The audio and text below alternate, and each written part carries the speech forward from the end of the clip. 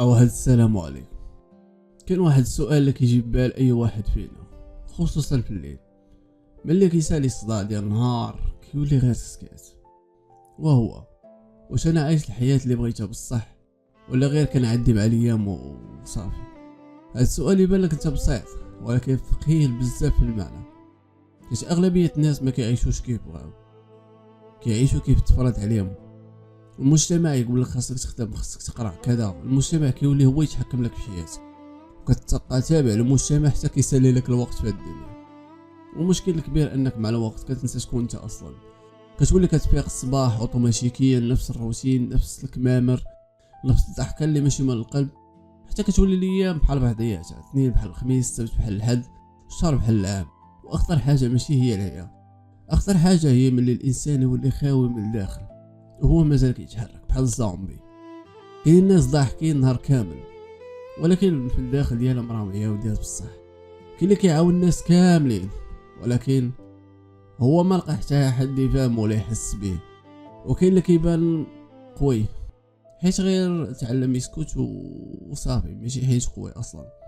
حنا في هذا الوقت ولينا كنشوفو كلشي غادي بسرعه، النجاح خصو يكون دابا، الفلوس دابا، الشهره دابا، حتى العلاقات ولات سريعه، الناس ولات كتبدل بعضياتها بحال لي زابليكاسيون. ولكن واحد السؤال، واش عمرك شفتي شي حد كيقول لك شحال صعيب تكون انسان في هذا الزمان؟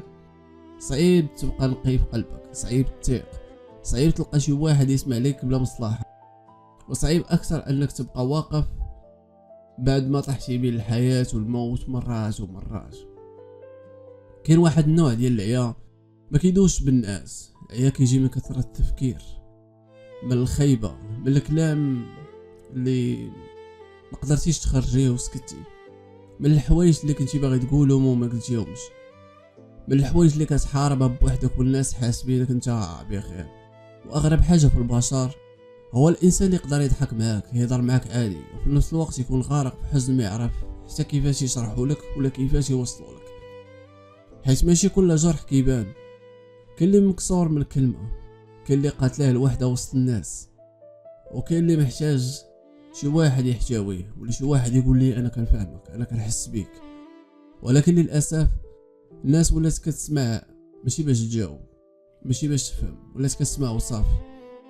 حتى العلاقات بين الناس تبدلات، قبل كانت الناس كتبقى مع بعضياتها فوق الشده، دابا اول سوء تفاهم كل واحد كيمشي في طريق، الصبر نقص والوفاء ولا عمله نادره. والمشكل ان الانسان كيقدر يعطي الحب والوقت والنيه الزوينه وفي الاخر كيتصدم لانه ساهل يتعوض. هادشي كيعلمك درس قاصح، ماشي اي حد قريب ليك راه فعلا معاك. بعض الناس كيستافدوا من النور اللي فيك حتى كيلقاو بلاصه اخرى يمشيو. ورغم هادشي كامل الانسان خاصو ما يتحولش لنسخه قاسيه، حيت اسهل حاجه في الدنيا هي تولي بارد بداكشي اللي داز عليك. اما الصعب هو انه تبقى عندك الرحمه بعد ما شفتي القسوه ديال البشر، تبقى مزيان بعد ما تشرحتي، وتبقى تامل بالخير رغم كلشي. وهذه هي القوه الحقيقيه، ماشي القوه انك ما تبكيش، القوه انك تكمل رغم هادشي كامل، تفيق كل نهار وتحاول مره اخرى. واخا عارف انك ما غتقدرش تنجح في المره الاولى ولا العشرة ولا المية ولا الالف، ولكن كتبقى حالم في زمن تقتلت فيه الاحلام اصلا. عارف شنو الحاجه اللي بزاف ما كيفهموش؟ ان كل واحد عنده معركه داخليه ما كيهضرش عليها. داك الشخص اللي كيبان ناجح يمكن خايف يطيح، وداك اللي ساكت يمكن فيه هضره تكفي كتاب كامل وما تساليش، وداك اللي كيضحك بزاف غير حيت كيحاول يهرب من الحزن ديالو بداك الضحك. لهذا دير الخير مع الناس شحال ما قدرتش، حيت انت ما عارف شكون اللي محتاج ديك الكلمه الزوينه باش يكمل نهارو، وما تعرف شكون اللي وصل لمرحله غير كلمه بسيطه تقدر تنقذ ليه حياته بالفعل ماشي بالهضره الخاويه.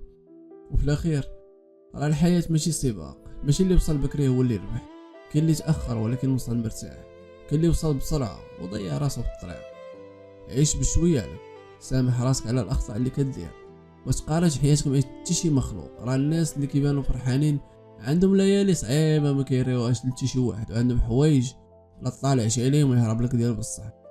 واهم حاجه ودي اللي كنركز عليها بزاف، ما تحتقرش راسك مهما كنتي، حيت بزاف ديال الناس ضاعوا حيت ما كان حتى شي واحد مآمن بهم، حتى هما بداو كيشكوا في راسهم، يشكوا في الثقه ديالهم. لهذا امن براسك وما تحقرش راسك، لان اي حاجه عندك انت قادر تغير الحياه ديالك بوالو. يعني حاول تنسى البشر كما كنقول.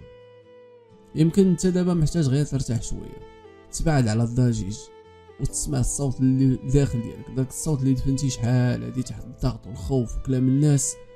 وفي الاخر اش غنقول لك، اكبر خساره ماشي انك تخسر الفلوس ولا الناس ولا الفرص، اكبر خساره هي انك تضيع راسك وانت كتحاول ترضي العالم كامل. ما ترضي حتى شي مخلوق، ارضي راسك فقط ولا غير، وارضي الله عز وجل. وهادشي اللي كان. تحياتي.